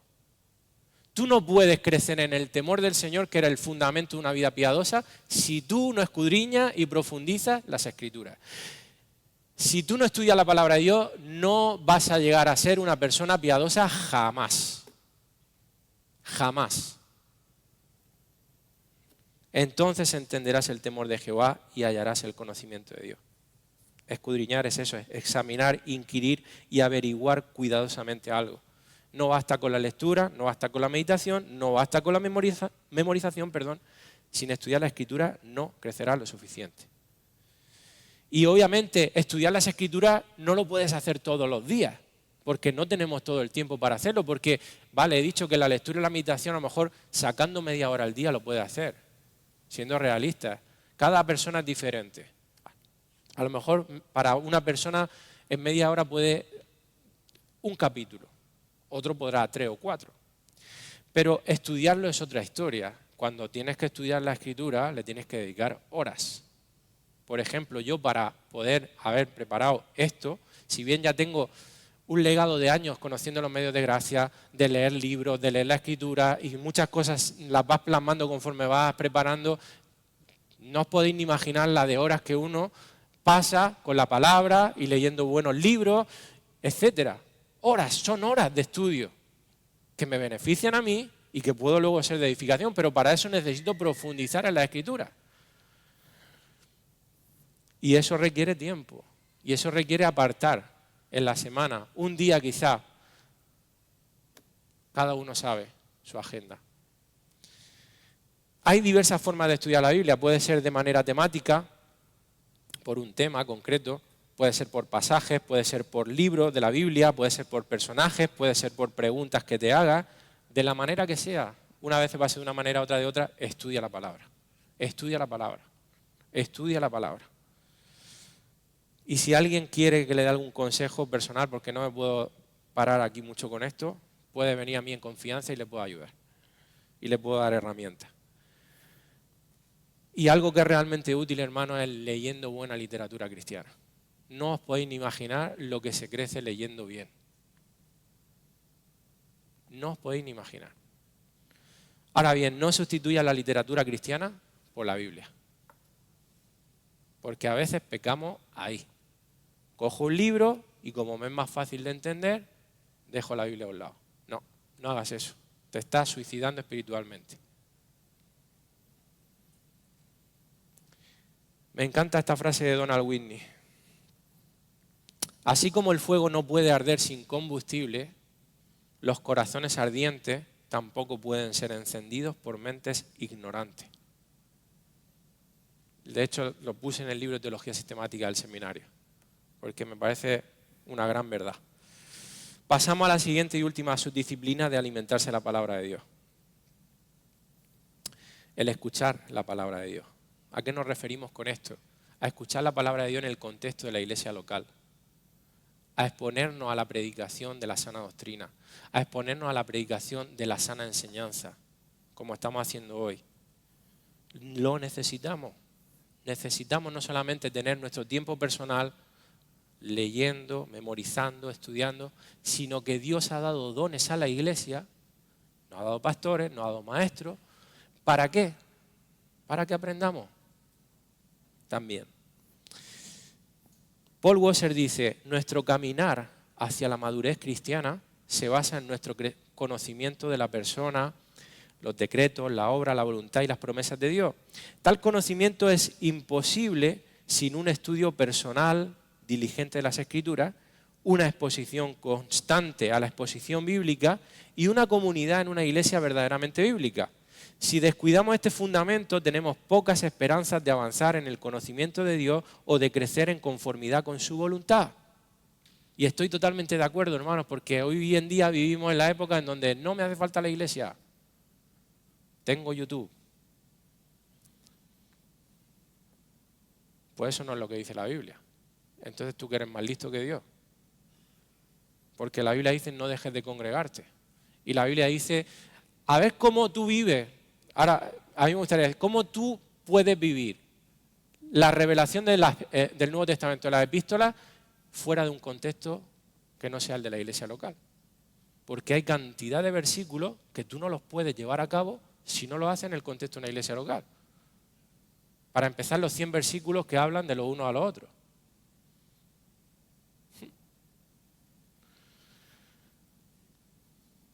Voy a saltar este versículo que todos conocemos, pero en Efesios sabéis que dice que, el versículo 15 leo, que hablando la verdad en amor crezcamos en todos los aspectos en aquel que es la cabeza, es decir, Cristo. Y viene hablando de los dones que ha dado la iglesia, para que todos nos edifiquemos los unos a los otros y parte de la enseñanza de los pastores, de los maestros, a fin de capacitar a los santos. En Malaquías 2, 6 al 7 dice, la verdadera instrucción estaba en su boca y no se hallaba iniquidad en sus labios. En paz y rectitud caminaba conmigo y apartaba a muchos de la iniquidad. Pues los labios del sacerdote deben guardar la sabiduría y los hombres deben buscar la instrucción de su boca, porque él es el mensajero del Señor de los ejércitos. Amén. Necesitamos la instrucción del sacerdote, necesitamos la instrucción de en este caso en el Antiguo Testamento, y en el Nuevo Testamento sabemos que son los pastores, los maestros, hermanos que Dios ha dotado para la predicación y la enseñanza. Salmo 119, 130 dice, la exposición de tus palabras imparte luz, da entendimiento a los sencillos. Creo que hoy en día menospreciamos en muchas formas esta subdisciplina espiritual, hermanos, y tenemos que recordarnos lo importante que es. ¿Y sabéis por qué pasa que muchas veces no recordamos lo que se ha predicado el domingo? Precisamente porque subestimamos esto. Porque si yo te preguntara qué se predicó el domingo ahora, ¿me responderías? Veo caras de circunstancias. Sé que sí, que muchos sí, pero habrán otros que no. También a lo mejor por su mala memoria, no porque no prestaron atención, pero hermanos, a veces no prestamos toda la atención que debemos, no meditamos en el sermón el resto de la semana porque subestimamos esta disciplina. Porque muchas veces venimos los domingos, vamos a ser honestos, muchas veces venimos a la iglesia y depende del que predique o depende de las ganas con las que venga, a veces simplemente venimos como un hábito a la iglesia. Es que es lo que he hecho toda la vida. He venido el domingo a la iglesia, pues ya venía a la iglesia y voy a escuchar una predicación y me voy a mi casa. Somos entretenidos, entonces. No se trata de eso. Venimos a escuchar la palabra de Dios para aplicarla a nuestras vidas. Algunos consejos prácticos al respecto. Toma apuntes durante el sermón. Toma apuntes durante... No te digo que apuntes todo lo que dice el predicador, pero puntos clave, cosas, porque te va a ayudar a mantener la mente pendiente de lo que se está predicando. Y a no irte a, qué sé yo, cualquier cosa que pueda estar pasando, del crío que se mueve, del hermanico que va al aseo. Va a tener tu mente centrada en lo que es importante, la palabra de Dios que se está predicando, que se está exponiendo. Y segundo consejo, recurre a esos apuntes a lo largo de la semana. Refresca. Y si eres padre, tercer consejo, resume el sermón y adáptalo a la edad de tu hijo. Y predícaselo un día en la semana. En 5 minutos. Mira, cariño, el domingo se predicó en la iglesia sobre esto. Obviamente no le va a dar toda la profundidad porque no tiene la capacidad, pero se lo predicas tú. En 5 minutos, en menos minutos. No hace falta que sea extenso. Le estás haciendo un bien a él, te está haciendo un bien a ti, y le estás haciendo no solo un bien en el que le estás exponiendo a la palabra de Dios, sino que además le estás haciendo ver la importancia de venir a la iglesia a escuchar la palabra de Dios y que su padre se lo toma en serio.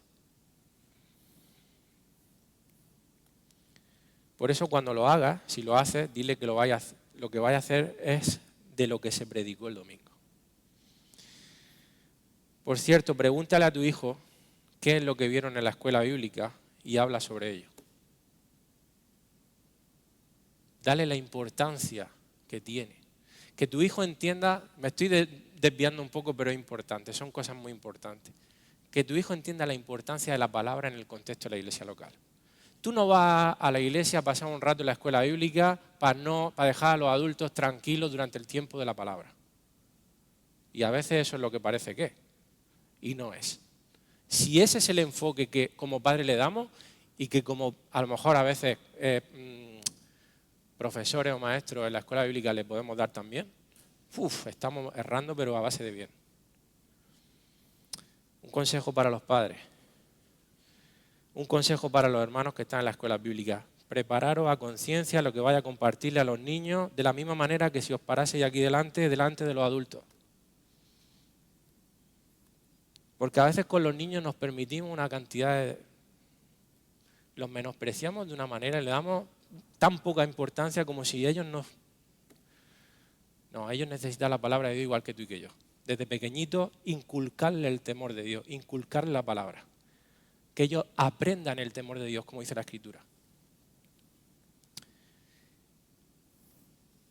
Otra manera necesaria en la que nos exponemos a la Escritura en el contexto de la iglesia local es a través del canto congregacional. Y de eso estuvimos hablando en el panel de ayer, no voy a tocarlo mucho, pero estuvimos leyendo este versículo, Colosenses 3:16, ya subiremos el vídeo del panel para los que no estuvieron, Que la palabra de Cristo habite en abundancia en vosotros, con toda sabiduría, enseñando y amonestando unos a otros con salmos, himnos y canciones espirituales, cantando a Dios con acción de gracia en vuestros corazones. Que en esos cantos que tenemos abunde la palabra del Señor. Eso es otra manera de escuchar la palabra de Dios, por medio de los cantos. Por eso la alabanza es igual de importante que la predicación, porque en ella hay palabra de Dios. Por supuesto, las canciones deben ser bíblicas y estar saturadas de verdades bíblicas. Fijaros, porque no es coincidencia que el himnario o libro de cantos de las Escrituras, que es el Salterio, el libro de los Salmos, sea el recurso o uno de los recursos principales para el estudio de muchas de las más importantes doctrinas de las Escrituras. Si tú lees los Salmos, estás saturado de teología. Hay doctrinas a mansalva y especialmente doctrinas acerca de Dios, de sus atributos. Pasamos a la disciplina o el medio de gracia de la oración. ¿Cómo vamos de tiempo? Llevamos hora y media, ¿no? Más o menos, un poco menos de hora y media. No nos queda mucho. No nos queda mucho. Porque voy a ir un poco más rápido con la de la iglesia, no me voy a entretener mucho. Hermanos, la oración, lo he dicho antes, pero si un cristiano se está alimentando correcta y habitualmente de la palabra de Dios, la consecuencia lógica es que sea un hombre y una mujer de oración, ¿verdad? ¿Por qué? Porque la oración, ante todo, es una respuesta que yo le doy a Dios en su palabra. Dios me habla por medio de su palabra y yo le respondo, ¿verdad? Eso es principalmente la oración, hermano. Eso es principalmente la oración. Yo le respondo a Dios de lo que Él me está hablando a mí. ¿No sabes cómo empezar a orar? Simplemente lee tu Biblia y respóndele a Dios lo que te está hablando. Ya está. Obviamente no es lo único, pero básica y principalmente sí. En su libro sobre la oración, Tim Keller dice: la oración en el sentido más amplio es continuar una conversación que Dios ha comenzado a través de su palabra y su gracia, la que con el tiempo se convierte en un pleno encuentro con Él. Totalmente de acuerdo.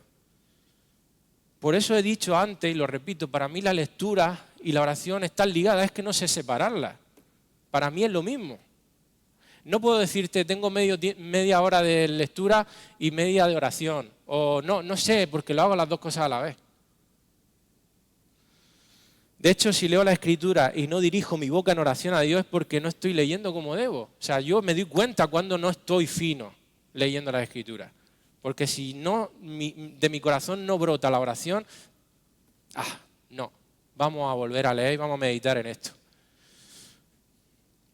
Sigue diciendo Tim Keller: cuanto más clara sea nuestra comprensión de quién es Dios, mejores serán nuestras oraciones, por supuesto. Porque si no podemos estar haciendo oraciones con un Dios que no hemos hecho nosotros, que no hemos creado, pidiéndole cosas que ni siquiera son bíblicas. Yo qué sé, hermano. Tremendos disparates que hemos escuchado y hasta a veces los que nosotros hemos participado en tiempo atrás, ¿no?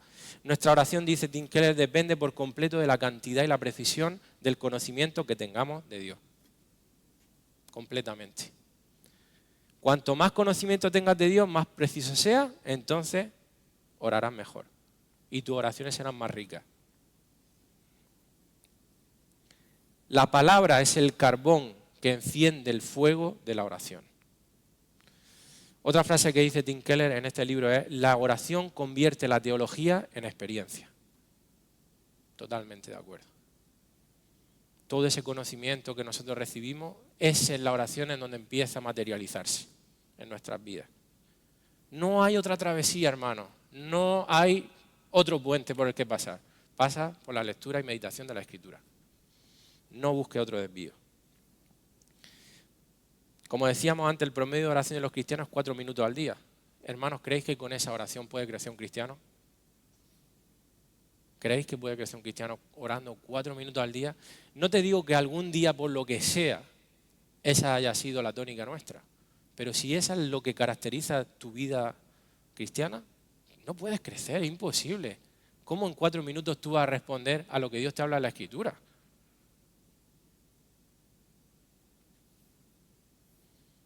una vida de oración tan pobre no lleva a ninguna parte. Será la crónica de una muerte anunciada. Paul Washer dice, la negligencia de la oración es la fuente de casi todas las enfermedades espirituales que afligen al creyente individual y a la iglesia colectivamente. Nunca he sabido de un creyente moribundo que se lamentara de haber pasado demasiado tiempo en la palabra de Dios y en la oración. Yo tampoco. O por lo menos que lo hiciera bien.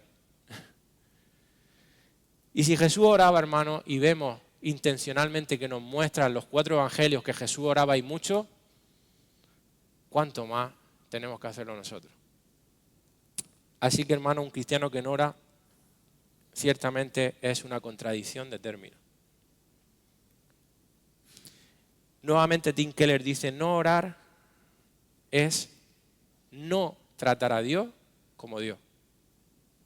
Si no oras, tú no estás tratando a Dios como a Dios. Le estás faltando el respeto. Tú no tienes conciencia de quién es Dios. Es un pecado contra su gloria, dice. Y es verdad, hermano, esto. Si tú no oras, tú no estás tratando a Dios como Él es, como Él se merece. Porque Él se merece que oremos y mucho. Donde no hay oración, no hay intimidad, ni sumisión, ni dependencia. Y si hay algo que debe caracterizar a un cristiano en su relación con Dios es precisamente en esas cosas.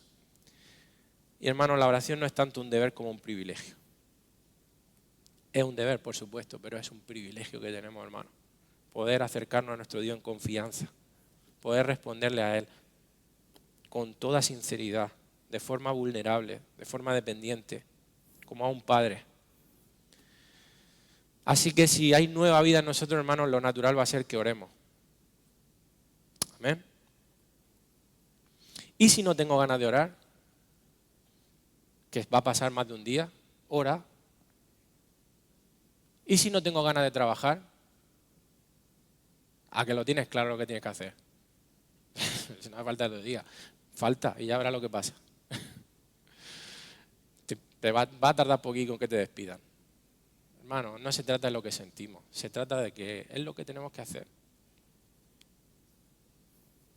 Del mismo modo, cuando no tienes ganas de venir a la iglesia o de leer su palabra, ora, lee la palabra, asiste a la iglesia. Y no es una hipocresía cuando lo haces sin ganas, en absoluto, porque Dios conoce que nuestra carne es débil. Pero es un compromiso que tienes que hacer y Dios ve ese compromiso y lo honra. Dios honra ese compromiso y va a poner deseo en ti. Pero si tú dependes de nuestras emociones, pero eso no solo para esto, sino para todo en la vida, como tú dependas y te rijas por tus emociones y por tus sentimientos, te va a pegar de capotazo. ¿Cómo debemos orar? Bueno, el Señor Jesús nos dejó la oración modelo para saber cómo debemos hacerlo, el Padre Nuestro, ¿no? El famoso Padre Nuestro. Pero sobre todo los 3 primeros elementos. Con esto me podría terminar, hermano, es que es lo que digo. Esto es súper introductorio porque solamente con santificado sea tu nombre podríamos tirarnos 1 hora y media. Los fundamentos que han de regir nuestras oraciones son estos. Santificado sea tu nombre, venga tu reino, hágase tu voluntad. ¿Qué significa santificado sea tu nombre? Reduciéndolo, comprimiéndolo. Que el nombre de Dios sea tratado con reverencia. Que vivamos de manera que glorifiquemos su nombre. Su nombre significa todo lo que Dios es. Y eso es lo primero que debe de haber en nuestro corazón cuando oramos. Mi deseo, Señor, es que tu nombre, por encima de todo, sea glorificado en cada área de mi vida. Si la oración no parte de ahí, va a ser una oración mala, no. Lo siguiente. Segundo, venga tu reino. Es un reconocimiento de que yo no me pertenezco. De que el que es Dios, es Dios. Yo no soy Dios. Dios es Dios, yo no soy Dios. Y yo tengo que tratar a Dios como Él es. Sumisión, reconocimiento de su señorío. Y por eso puedo decir, hágase tu voluntad. Someto todas mis peticiones, todos mis deseos a Él. Porque quiero que se haga lo que Él quiere, no lo que yo quiera. Porque muchas veces va a haber diferencias. Lo mejor que nos puede pasar, hermano, es su bendita y perfecta voluntad. Cualquier otro deseo que no sean estos 3 es secundario. De hecho, lo que continúa en la oración del Padre Nuestro es secundario. Parte de aquí y luego danos el pan de cada día. Todo lo demás es secundario. Por cierto, la oración congregacional debe también de estar marcada por esos 3 pilares.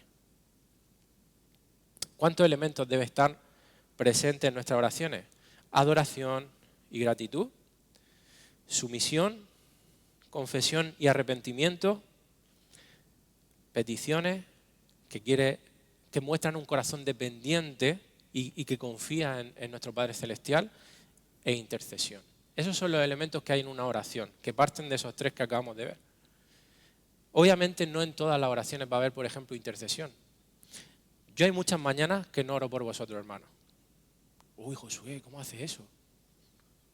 No, yo hay muchas mañanas que en mis oraciones no hay intercesión. Pero a lo largo del día, cuando voy en el coche, oro por hermanos, oro por necesidades. En momentos que aparto para interceder y pedir por cosas, intercedo por los hermanos y por cosas que sé que tengo que interceder, porque intercesión significa pedir a Dios a favor de otro. Pero no en toda oración tiene que haber intercesión, por ejemplo. ¿Por qué? Porque a lo mejor tú en la mañana solo tienes 10, 15 minutos para orar, y si llenas tu oración con intercesión, pidiéndole por toda la lista de los hermanos de la iglesia, al final ni responde a lo que Dios está mostrando en su palabra, ni hay confesión ni arrepentimiento. No. Ahora, si tú tienes el tiempo en la mañana de orar 1 hora y gloria a Dios, hazlo. Claro que sí, pero hay hermanos que no y la mayoría no lo tienen. ¿Entendéis por dónde voy? La distracción al orar. Otra de las causas comunes, muchas veces las personas, los cristianos te dicen, no sé por qué, pero me distraigo con una facilidad, estoy orando y de repente se me ha ido la mente a qué sé yo.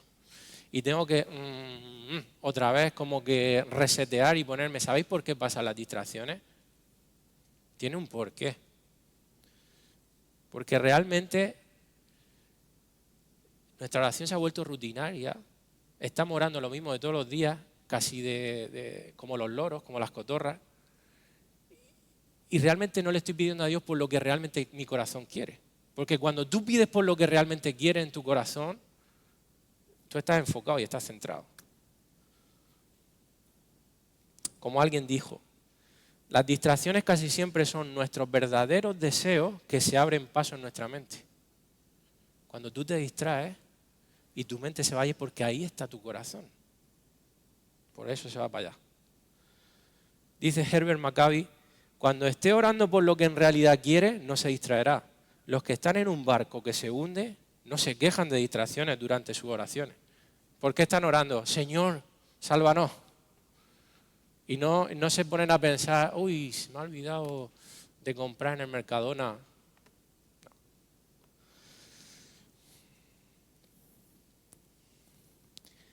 Hay un llamado en la Escritura a orar sin cesar. 1 Tesalonicenses 5:17 dice que oremos sin cesar, no quiere decir orar sin cesar, son 2 cosas diferentes, ¿vale?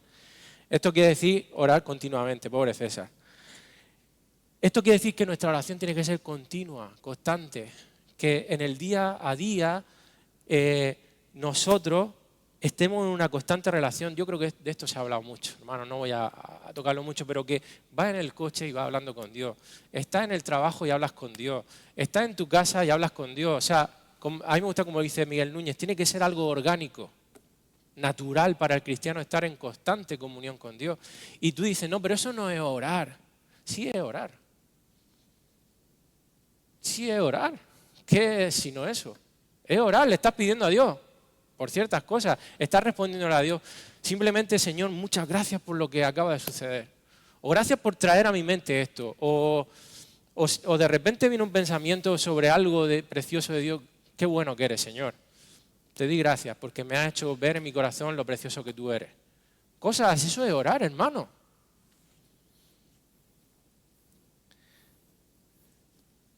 Pero obviamente aparta tiempo para orar tranquilamente, respondiendo a la palabra de Dios, intercediendo por las necesidades. Para concluir con la oración, un par de consejos. Desecha la verborrea. Decía Lutero, mientras menos palabras, mejor la oración. Voy a explicar esto. Mientras menos palabras, mejor la oración. Muchas veces tenemos la sensación cuando estamos orando de que si no paramos de decir cosas, no estamos orando. Y parecemos una cotorra. Os voy a poner un ejemplo.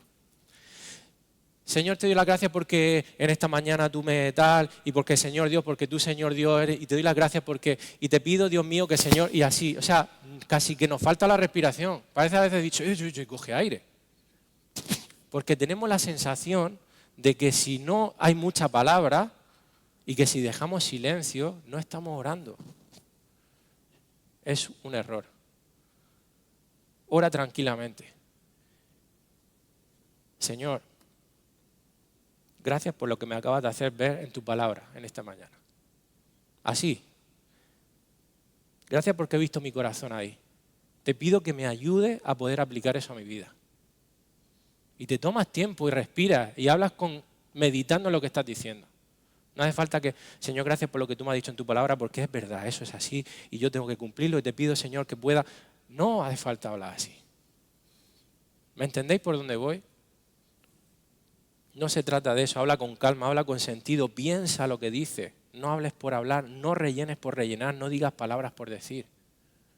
Y eso muchas veces nos pasa también en la iglesia. Sé que una oración diferente es la oración congregacional de la oración personal, íntima. Pero, hermanos, cuidado, porque a veces queremos decir muchas cosas. No hace falta decir muchas cosas. Mateo 6, 7 al 8 dice, y orando no uséis vanas repeticiones, como los gentiles, que piensan que por su palabra, para la verería, serán oídos. Grábate orando y te va a sorprender de la cantidad de veces que dice Señor, Dios Señor, o simplemente la palabra Señor porque te incomodan los silencios. Y recordemos que le estamos orando a Dios también, esto es un consejo, cuando estamos en la iglesia le estamos orando a Dios, no al hermano. ¿Ok?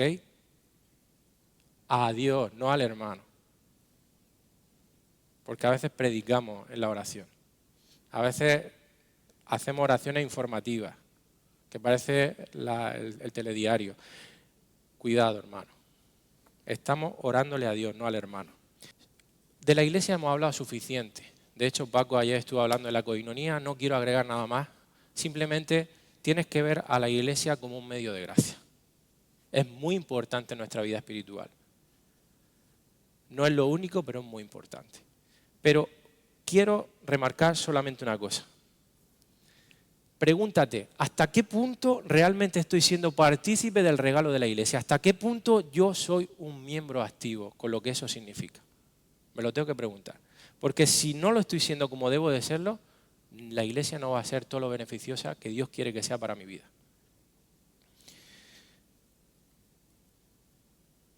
¿Rindes cuentas de tu vida a alguien? Porque una de las cosas por las que Dios nos ha puesto dentro de una iglesia es para rendir cuentas. ¿Qué significa rendir cuentas? Que tú tienes personas maduras, y eso obviamente incluye a tu pastor, a tus pastores, a tus líderes, para que les muestres tu vida y le pidas ayuda. Y a veces la ayuda simplemente necesito que ores por mí.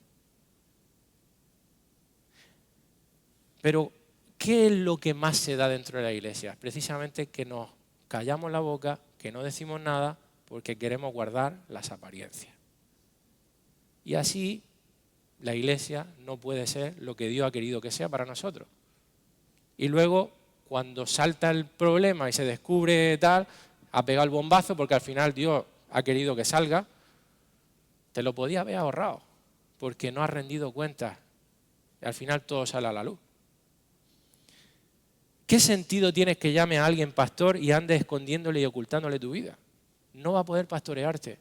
En estos 4 años que he estado pastoreando, hermano, ha habido personas que se acercan, que te cuentan sus cosas, pero luego te enteras de otras cosas de personas que han estado ahí durante un montón de tiempo y tú dices, ¿por qué no ha venido a contarme? Y no ha sido porque uno no cultive la confianza y la cercanía para que pueda venir. El amor, la gracia. Pero te das cuenta de que no le importa eso, lo que quiere es guardar apariencias. Y entonces, ¿por qué lo llamas pastor? Si no es tu pastor. Verdaderamente no es tu pastor. No te puede pastorear. No tenemos que vender una imagen o apariencia, hermanos. Mostrémonos con humildad, como un pecador que necesita ayuda y que está creciendo. Y tu pastor o líder lo agradecerá y podrá hacer un mejor trabajo de parte de Dios en tu vida. Y por último, el ayuno, hermano.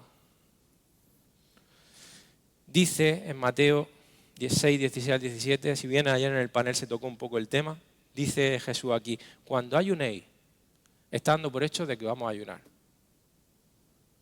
No dice, ¿y si ayunáis? No, cuando ayunéis.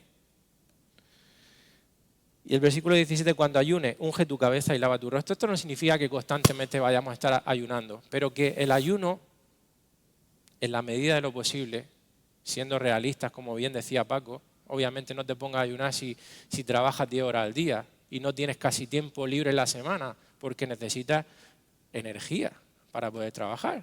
O si tienes niños pequeños, dime tú a mí en qué momento te vas a poner a ayunar. O en mi caso, por ejemplo, a mí me cuesta mucho ayunar porque tengo migraña y en cuanto dejo de comer, un dolor de cabeza que no os podéis ni imaginar. Hay que ser realistas. Pero hermano, os puedo decir una cosa, me voy a ir al cielo, aunque no ayune.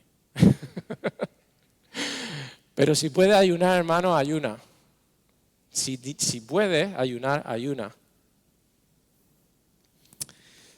Y es necesario y es bueno si puedes llevarlo a cabo, porque puede ser algo en lo que Dios, como medio de gracia, te haga crecer.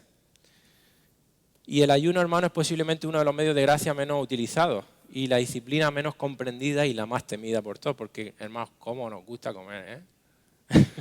Mira la que se lió ayer con el jamón y el queso.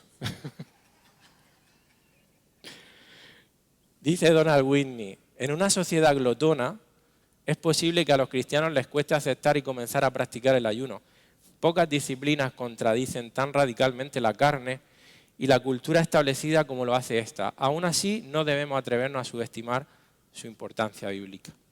Ahora bien, que no la practiquemos, como decía Paco, de una manera incorrecta, porque muchas veces no hemos tomado el ayuno como una forma a ver si me sale la palabra, de soborno a Dios, en donde yo le tuerzo la mano, le tuerzo el brazo a Dios para conseguir algo que yo quiero.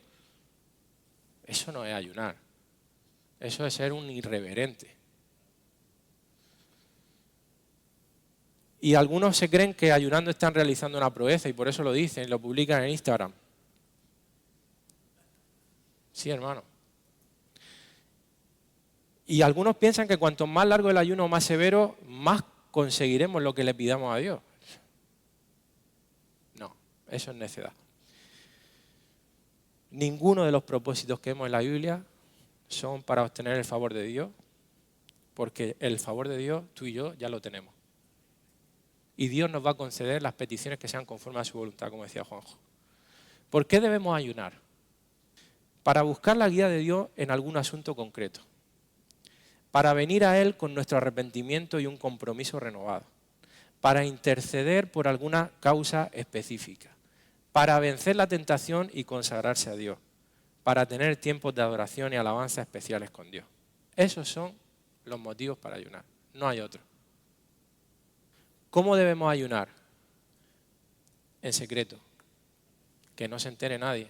Como mucho tu mujer, tu esposo, tus hijos. Pero ya está. No tienes que andar publicando en toda la iglesia y menos por las redes sociales de que estás ayunando. ¿Amén? Y peínate y lávate la cara, como dice la Escritura. Segundo, que sea voluntario.